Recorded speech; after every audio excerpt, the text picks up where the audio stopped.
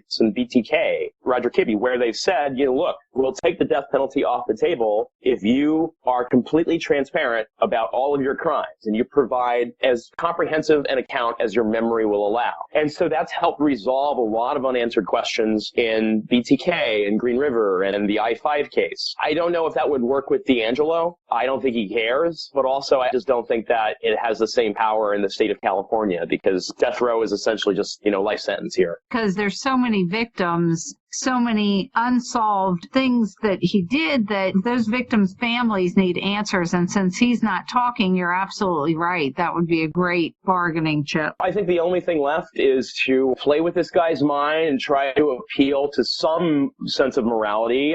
Even serial offenders that are amoral and that are psychopathic sometimes have some semblance of a moral code. And if you can figure that out and appeal to that, sometimes you can get answers out of them. I think everything is a gray area. Very few people are purely psychopathic. I think Ted Bundy is an exception. I think Ted Bundy is someone who was purely psychopathic, who didn't have an ounce of humanity in him. I think with other serial offenders, there are ways to access it. And certainly as people age, psychopaths become slightly less psychopathic. I don't know. Maybe somebody can figure out some way to reach the guy. Certainly it hasn't happened yet. Well, Paul, since you solved this case, are you working on any new crimes to solve? Yeah, there are some other cases that are certainly of interest to me. I'd like to develop some similar, maybe documentary content. So I'm co-executive producing I'll Be Gone in the Dark, the docuseries for HBO. So I've been working on that for the last year. When will that come out? That should be premiering in 2020, next year. And we're looking between 6 and 10 episodes. I mean, there are other cases in which I think are ripe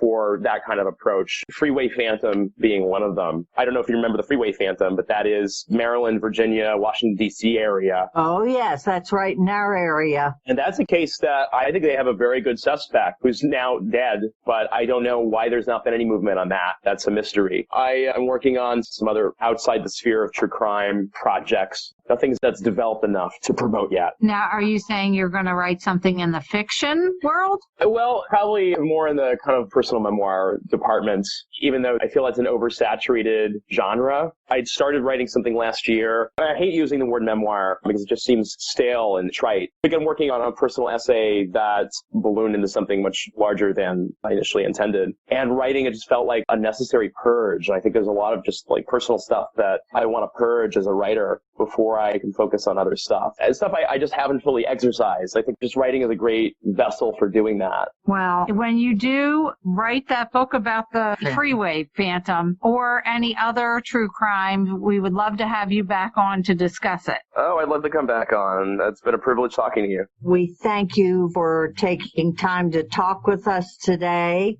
and we wish you all the best in your writings and your research. Go out there and catch more killers. Yes, put the bad guys away.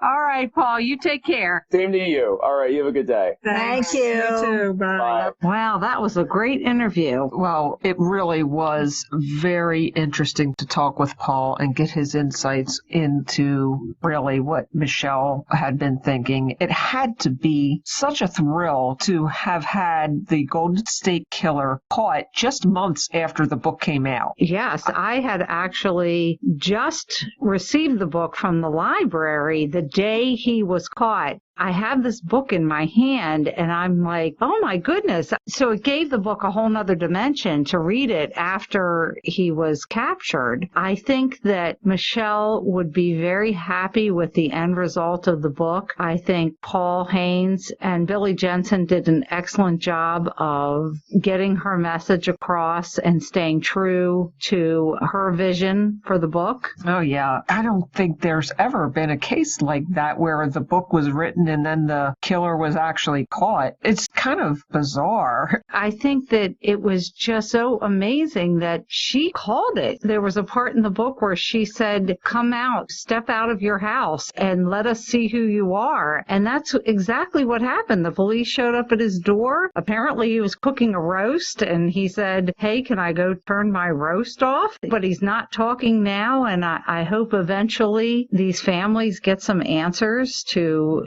what happened to their loved ones, because apparently there's victims that they can't say for sure that he was the culprit. I think we live in a very exciting time to be able to catch some of these killers that have gotten away with things for years. It's just a good thing he was caught. I can't imagine in his 70s that he was doing much damage in the world. He should definitely pay for his crimes. And just to give these families some closure. Oh, yeah. Paul Haynes, I can't wait to see what he does next. I hope he lets us in on that a little bit so we can have him back on the show. Also, I cannot wait to see this docudrama that they have on HBO. I am just waiting excitedly for that. Oh, yeah, that should be very interesting. I'm glad that he's got a co-executive producer role in that so he can make sure it stays true to real life.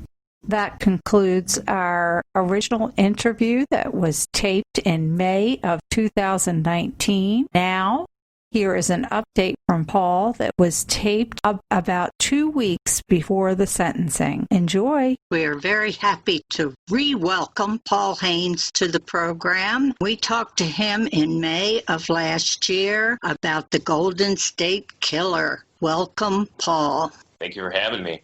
We know that DeAngelo is going to be sentenced very soon, and we were hoping that you have any insider information or any things that our listeners may not know. Well, those outside the law enforcement community and those outside of probably the jurisdictions that are prosecuting DeAngelo are being very much kept in the dark at this point. Whatever information they've developed, they're holding those cards close to the vest, understandably. But we expect that once DeAngelo is sentenced on August 21st, a lot of that information will start to trickle out. And certainly what we don't know is how open DeAngelo is being in the wake of his plea deal. We don't know what the terms of that plea deal specifically are. We don't know if those terms include a demand for full transparency from DeAngelo, because we've seen that in other cases where there have been similar plea deals, specifically Green River Killer, Gary Ridgway, Dennis Rader, BTK, and Roger Kibbe, the I-5 Strangler. In each case, the death penalty was taken off the table on the condition that the offender answer every question that's presented to him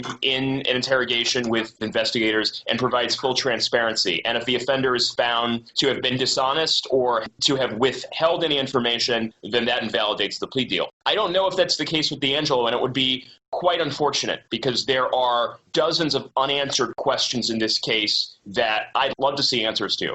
Absolutely. And am I correct? He is talking? He's still not speaking. I don't know if he's talking. Based on what I observed, did you see the plea hearing a couple weeks ago? It doesn't look like he's opening up at all. DeAngelo is a pretender. He's a faker. And we see this going back all the way to the early crimes in Visalia, where he's careless and he's confronted, he's caught in the act by homeowners prowling their properties, and he puts on this show, and he did it with McGowan as well, where he's someone that's unbalanced and he's trying to disorient people that are confronting him, the people that subsequently became witnesses. In his attacks in Sacramento, the East Area Rapist series, you see him adopting various personas, that of the junkie, that of the desperado who just wants food and money for his van, to paraphrase him. You see him in 1979 when DeAngelo was caught shoplifting. He feigned a heart attack. And I think what he's doing in that plea hearing is he's feigning not being cogent. He's basically just repeating the same phrases over and over again. He's not saying anything else. He's just saying, guilty, I admit, in a way that's sort of monotone and detached. And what it does is it denies his victims the satisfaction of him registering them. So I think that he's fundamentally a coward who is never going to confront and accept or take ownership of his actions. So I'm skeptical that he's ever going to really open up. I hope that he does. I'd like to see a lot of these subsidiary mysteries resolved, but I'm not optimistic. There's quite a few crimes that they can't quite attach to him. Do you plan on being there?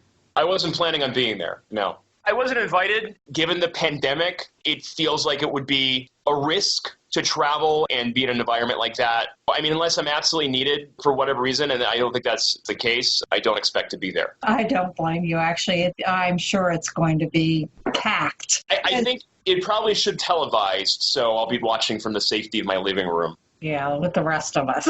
It's a good place to be about now. I couldn't tear myself away from the plea hearing, as long as it was. There was something just so deeply satisfying about seeing DeAngelo. There he is wearing a mask that's transparent while all his victims, they're masked in this weird kind of like reversal of roles. I've remarked on this before. There's a poetic, almost an irony to it.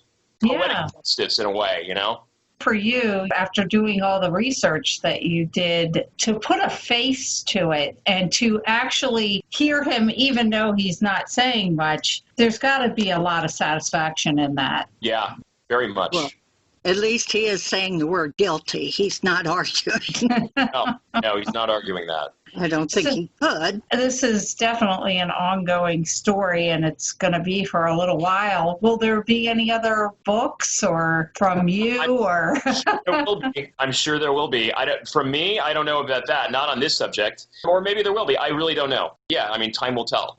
Well, can you tell our listeners any kind of projects or books you're working on currently? Yeah, I mean, I'm working on a book about my dysfunctional childhood. I've been intermittently working on that for the last couple of years. And in terms of just other stuff, everything's kind of shut down right now. There's no production going on. There aren't a lot of deals being made. I feel like everything is in limbo with respect to actual media and production. I don't know. Just hanging out in my apartment, so you can look forward to more of that.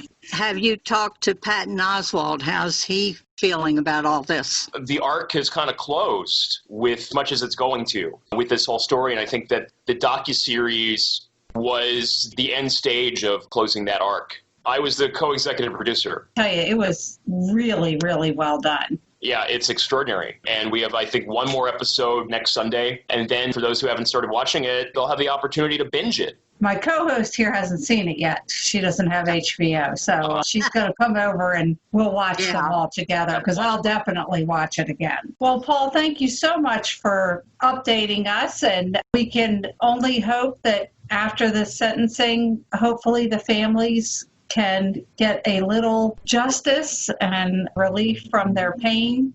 Yeah, to the extent that they can. California does not have the death penalty, correct? California does have the death penalty. Currently, Governor Newsom has placed a moratorium on executions, but all of the jurisdictions had announced last year in a hearing that they intended to pursue the death penalty against DeAngelo. So we still do have the death penalty, but historically, California, I mean, at least over the last 20 years, has not been a state that performs a lot of executions. There are a lot of inmates on death row who will probably die on death row. His age is a good chance he'll die just on short sentence. Yeah, there's a very good chance. He's, 74, 75 years old now, and he's been deteriorating pretty steeply in his 2 years of incarceration. I don't know that DeAngelo will make it to 80. I certainly hope somebody gets him talking. That's a hope. Well, Paul, we thank you. And if you do get into any other projects, keep us posted. I will, yeah, absolutely. And you enjoy the rest of your day. Thank you. You too. Thank you so much. Bye-bye. Bye, Paul. We hope you enjoyed this revisit with Paul Haynes. I know we did. And we hope you join us next week, where we will bring you more author interviews and book reviews. Sign off. Sign off. And remember, life would be boring without a little mystery. Bye.